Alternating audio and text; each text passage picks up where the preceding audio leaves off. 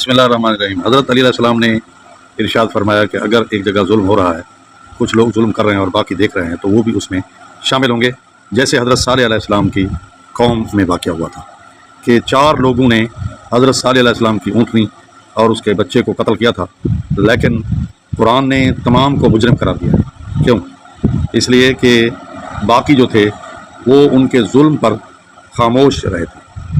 तो जुल्म पर खामोश रहना, चुप रहना भी जालिम का साथ देने के मसावी है, बराबर है। तो लिहाजा ये भी जुल्म है कि कहीं बुराई हो रही है, कोई जुल्म हो रहा है किसी पर और कोई जुल्म कर रहा है, तो उसको आप रोक भी सकते हैं ज़बान से, या दिल में बुरा समझ सकते हैं, या हाथ से रोक सकते हैं। और तीनों तरीक़ों से आप नहीं रोकते तो आप अगर खामोश हैं तो ऐसे है कि जैसे वो जालिम को सज़ा मिलेगी क़यामत के दिन, खामोश रहने वाले को भी ऐसी सज़ा मिलेगी।